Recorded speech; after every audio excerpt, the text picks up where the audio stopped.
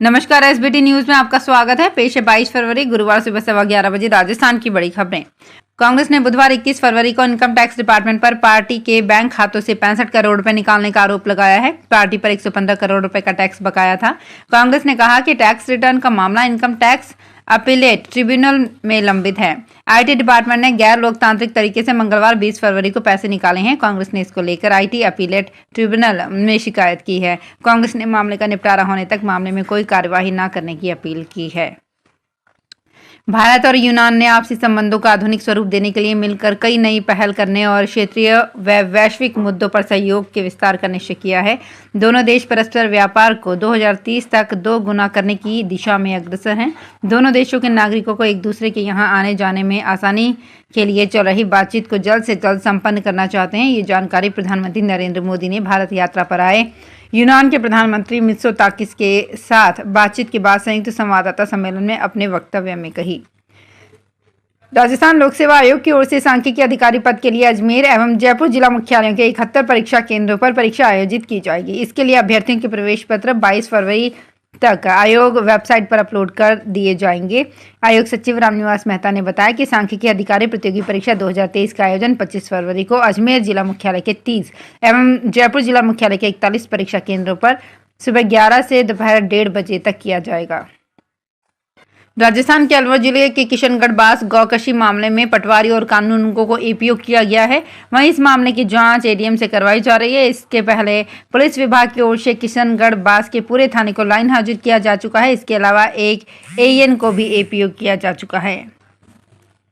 राजस्थान के मुख्यमंत्री भजनलाल शर्मा बुधवार दोपहर करीब 2 बजे बाड़मेर पहुंचे। उत्तरलाई हवाई अड्डे पर विशेष विमान से आए मुख्यमंत्री की अगुवाई जिला कलेक्टर निशांत जैन ने की।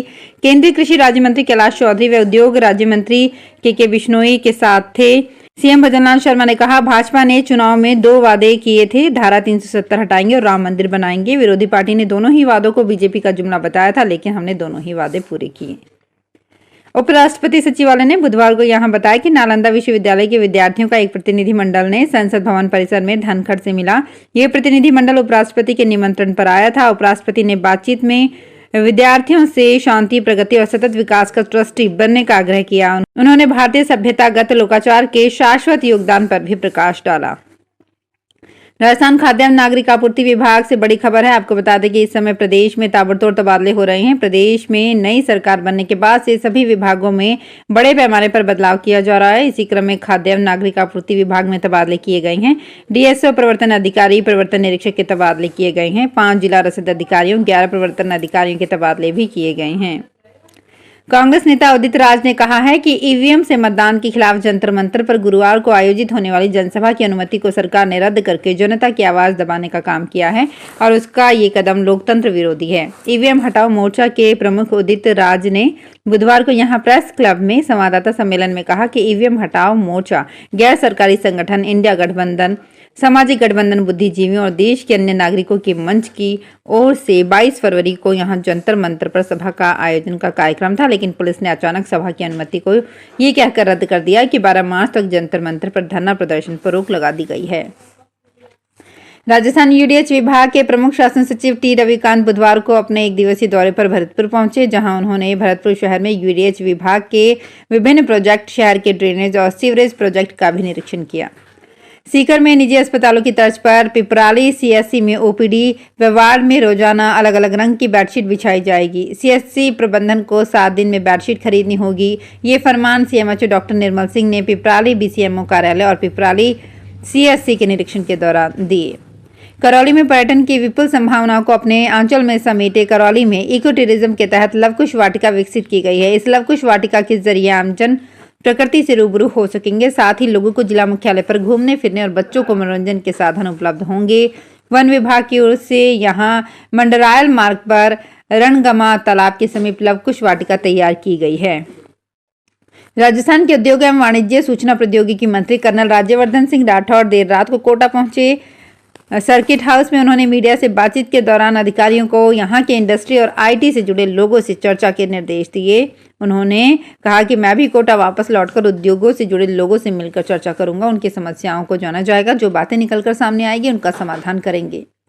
जयपुर में डेयरी बूथ आवंटन की प्रक्रिया पूरी हो चुकी है। इसके बाद भी सफल आवंटियों को अब तक डेयरी नहीं मिल पाई है। स्थिति ये है कि कई आवंटी निगम में विधानसभा चुनाव की आचार संहिता हटने के बाद से चक्कर लगा रहे हैं। इसके बाद भी कोई सुनवाई नहीं हो रही है। कई लोगों को तो डेयरी की दरकार है, लेकिन अब तक निगम इन लोगों को डेयरी के लिए लोकेशन नहीं बता पाया है। दिल्ली के द्वारका सेक्टर 10 स्थित एक रेजिडेंशियल अपार्टमेंट में तीसरी मंजिल के फ्लैट में बुधवार की सुबह 10 बजे भीषण आग लग गई। मौके पर पहुंची दमकल की 4 गाड़ियों ने आग पर काबू पाया। दिल्ली पुलिस ने बताया कि फायर डिपार्टमेंट के साथ जब वे मौके पर पहुंचे तो बालकनी में खड़ी 2 महिलाएं कूद गई। इनमें से एक को दमकल कर्मचारियों ने बचा लिया, हालांकि दूसरी महिला को चोटें आई हैं। घायल महिला गंभीर हालत में अस्पताल में भर्ती है। आग लगने के कारण गैस लीक बताया जा रहा है। यूपी में बुधवार को किसानों का प्रदर्शन चला। भारतीय किसान यूनियन के आह्वान था कि सभी जिलों में किसान डीएम दफ्तरों में धरना प्रदर्शन करेंगे और ज्ञापन देंगे। इसके अतिरिक्त संयुक्त किसान मोर्चा ने आह्वान किया कि गुरुवार को एनडीए बीजेपी सांसदों के क्षेत्रों में भी प्रदर्शन करे। इसके तहत गाजीपुर बॉर्डर पर पुलिस मुस्तैद रही। तो फिलहाल इस बुलेटिन में इतना ही। फिर हाजिर होंगे कुछ और बड़ी खबरों के साथ।